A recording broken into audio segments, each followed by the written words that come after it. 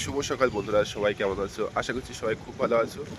আমি জানি না ভিডিওটা কখন পোস্ট হবে, কিন্তু এখন সকাল, তাই শুভ সকাল বললাম।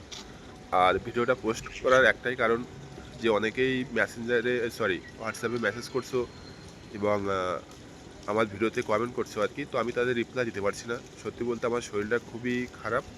এই দুদিন হচ্ছে জ্বর হয়েছে। আমি ইলেকট্রিসিটি ভিডিও করতে যাই এবং অনেকটা ঘুর হয় আর কি, সেখানে অনেক জায়গায় ঘুরি আমি।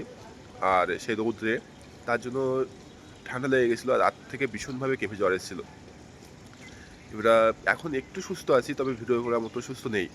আমার কথাও চেপে যাচ্ছে আর শরীরটা ভীষণ দুর্বল লাগছে। তো যাই হোক, মেন কথা আমি বলি, ভিডিওটা অনেক উদ্দেশ্য নিয়ে করছি।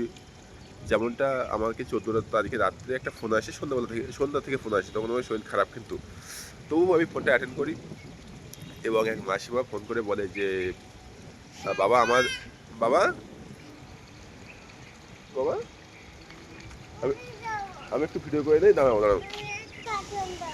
তো যাই হোক, কথায় আসি। জয় একটু বিরক্ত করছিল। বাবা একটুখানি, বাবা একটু ভিডিওটা শুট করে বাবা।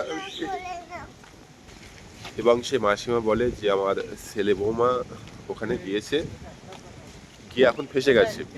যেটা আমি আগেও বলে থাকি যে কারো কোথায় যখন তুমি আসছো, তাকে বিশ্বাস করে আগে সব কিছু জেনে বুঝে এসো, যে রুম ঠিক আছে কিনা, কি কাজ করতে হবে, কজন কাজ করতে হবে, তারপর তোমরা এসো। তো যাই হোক, ওই ঘটনা বলি আমি, যে ঘটনা আমার সঙ্গে 14 তারিখে সন্ধ্যাবেলা হয়েছে আর কি।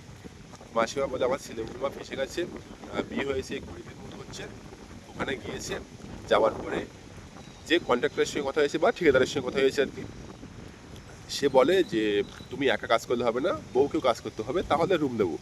আর তুমি একা কাজ করলে রুম দেবো না। এ আছে তাদের কথা। তো যাই হোক, ওখান থেকে ওরা বেরিয়ে আসে ম্যাজিস্ট্রিক বলে যে জায়গাটা আছে ব্যাঙ্গালোরে, অনেকেই জানে। তো ম্যাজিস্ট্রিকে ওরা বাস স্ট্যান্ড দাঁড়িয়ে আছে। মাসিমা বলে কিছু একটা করো, তুমি ছাড়া কেউ কিছু করতে পারবে না, তোমার উপরে সে ভরসা আছে। তো আমার তখন শরীরটা সত্যি সত্যি খুব খারাপ। আমি তবুও কথা দেই যে রুম এই মুহূর্তে দেখা অসম্ভব, যেটা সত্যি কথা। ওই 2 ঘন্টা বা 3 ঘন্টার মধ্যে রুম খোঁজা মুশকিল। আর এখন ব্যাঙ্গালোরের লোকের চাপ প্রচুর। পুজোর পরে একটুখানি হালকা হতে পারে, একটু না অনেকটা হালকা হবে, কিন্তু তার আগে হালকা হওয়ার কথা নয়। তো যাই হোক, আমি অনেকটা ভেবেচিন্তে বলছি ঠিক আছে, আমি 20 মিনিট পরে একটা দেখি কিছু করতে পারি কিনা। এবং আমার যাদের সঙ্গে কাজ করি আর কি, আমার যে বন্ধুবান্ধব আছে, সে বন্ধুর কাছে ফোন করি, সে একা থাকে রুমে। আমি তাকে বলি দুজন আসছে আর কি, যেহেতু আছে না পারছেন। তো আমি বলি তুই প্রথমে 7-8 টাকা নিয়ে রাখবি, যেটা অ্যাডভান্স তো 15,000 টাকা 20,000 নেয়, তো আমি বললাম 7-8 টাকা তুই নিবি, এবং তারা 1 মাস তুই অ্যাডজাস্ট করে একটু, আর মিল খরচা যা আসে কাজ করে দিয়ে দেবে। এই আমার কথা বা আমার ভুল? হ্যাঁ, আমি মাসিমাকে বলি, মাসিমা বলে ঠিক আছে, সব কিছু ওকে। তারপরে কিছুক্ষণ হয়তো ছেলেদের সঙ্গে কথা বলেছে, ছেলে বললো, ছেলে কী বলেছে সে আমার সঙ্গে বলিনি। তারপরে বললো যে ঠিক আছে, ওরা পরে বলছি বা পরে কথা বলবে তোমার সঙ্গে। তারপরে কোনো ফোন আসেনি, বিষয়টা ফোন আসেনি বা টাকা পায়নি তার জন্য দুঃখ না আমার। দুঃখ আছে এটাই যে তোমরা এরকমভাবে কেউ আসবে না। কারো কথা যখন শুনে আসছো, অবশ্যই কনফার্ম হয়ে নাও যে কী কাজ করতে হবে, রুম কোথায় দেবে, রুম কজন কাজ করলে রুম দেবে, আগে সেগুলো জিজ্ঞাসা করা দরকার। আমি কারো খারাপ চাই না, আমার শরীর খারাপ, তবুই ভিডিওটা করছি তোমাদের ভালোর জন্য। তো যাই হোক, সবাই ভালো থেকো।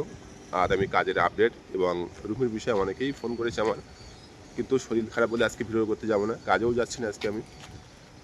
যখন শরীরটা সুস্থ হবে আমি অবশ্যই ভিডিও করতে যাব, এবং রুমের খোঁজে বা কাজের খোঁজে। যাই হোক, সবাই ভালো থেকো, সুস্থ থেকো। আর কেউ বিপদে পড়লে অবশ্যই ফোন করো, আমার সাধ্যমতো আমি চেষ্টা করব। তবে একটা কথা মনে রেখো, মানুষ বিপদে পড়লে মানুষই তার সাহায্য করে, কেউ মজা নেয় না। তো কালকে আমিও মজা নেইনি, কিন্তু জানি না মাসিমা কী ভেবেছে। আর এখানে একটা অচেনা পারছে না, আমি তাকে চিনি না। যেমনটা ওরা ভয় পাচ্ছে, আমারও তো ভয় পেতে হবে, যদি কিছু হয়ে যায় তখন তো সব কিছু আমাদের ঘাড়ে। এ হচ্ছে বিষয়। তো যাই হোক, সবাই ভালো থেকো, সুস্থ থেকো, টাটা। জয়, টাটা দাও, বাই। কার্টুন দেখবে?